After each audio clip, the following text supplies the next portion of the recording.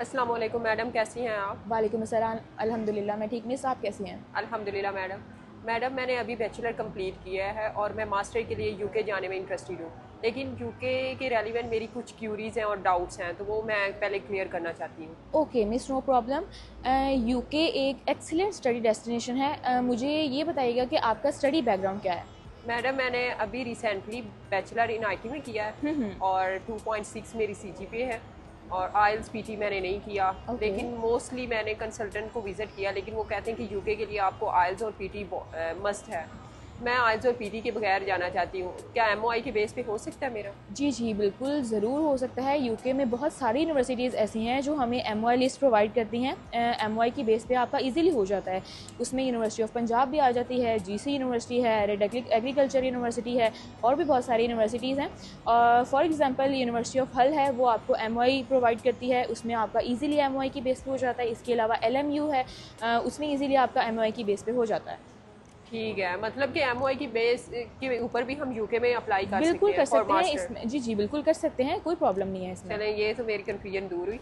Second मेरा ये है कि बजट की रेलिवेंट बहुत ज़्यादा मुझे टेंशन है कि मतलब मैं ज़्यादा अफोर्ड 20 से 25 लाख कर सकती हूँ। तो कोई ऐसी यूनिवर्सिटी आप बता सकती है जो स्कॉलरशिप भी मुझे प्रोवाइड करे और इतने बजट में मेरा हो जाए मास्टर? यूनिवर्सिटी ऑफ हल हमारे पास एक ऐसा ऑप्शन है जहाँ पे आपका लो बजट लगेगा। ठीक है, मिनिमम इनिशियल डिपॉजिट है लाइक £4,000 तक थे। इसके अलावा यूनिवर्सिटी ऑफ बोल्टन हमारे पास एक ऐसा ऑप्शन है जहाँ पे आपका लो बजट लगेगा।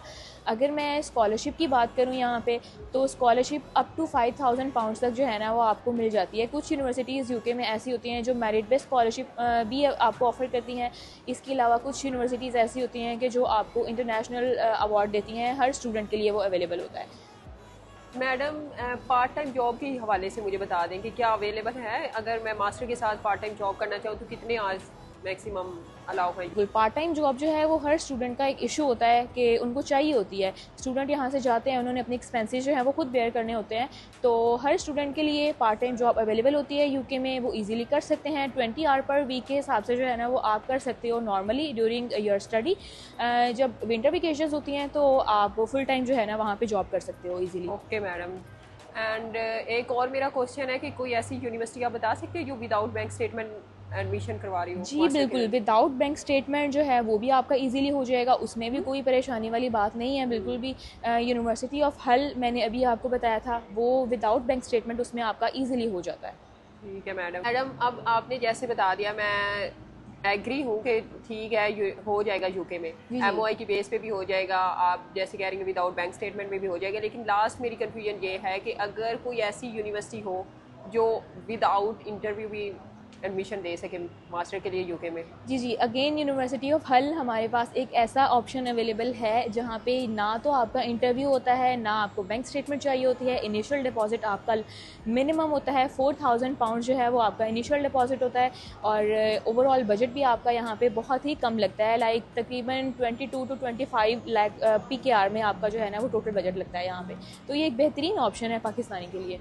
स्पाउस वीज़ा के कोई चांसेस हैं? जी जी, स्पाउस वीज़ा का होता है, लेकिन ना नॉर्मली बहुत कम यूनिवर्सिटीज़ हमें ऑफ़र करती हैं स्पाउस वीज़ा जो है। लाइक यूनिवर्सिटी ऑफ ग्लॉकस्टरशायर हो गई, यूनिवर्सिटी ऑफ बोल्टन हो गई, ये यूनिवर्सिटी ऑफ वॉल्वरहैम्पटन हो गई।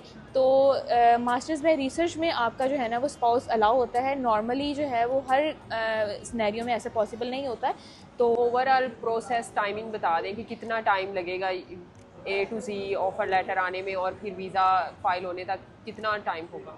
अच्छा, अगर मैं ओवरऑल यहाँ पे प्रोसेस टाइम की बात करूँ ना, तो वो नॉर्मली स्टूडेंट पे भी डिपेंड कर रहा होता है। ठीक है, कुछ स्टूडेंट ऐसे होते हैं कि उनके पास अभी बैंक स्टेटमेंट रेडी नहीं होती है, तो उसके लिए हमें वेट करना पड़ सकता है। ठीक है, वीज़ा के टाइम पे या यूनिवर्सिटी को शो करवाने के लिए, तो वो नॉर्मली स्टूडेंट पे भी डिपेंड कर रही होती है ये चीज़। लेकिन मैंने अगर अपनी स्टूडेंट की मैं बात करूँ, नूरुल एन, उनका भी रिसेंटली यूके का वीज़ा ग्रांट हुआ है। तो उनका प्रोसेस जो था ना वो मैंने 1.5 मंथ में कंप्लीट करवाया था, एप्लीकेशन टू वीज़ा। ठीक है, तो स्मूथली प्रोसेस होता है। इजीली आपका 1.5 to 2 मंथ्स में इजीली आपका प्रोसेस कंप्लीट हो जाता है।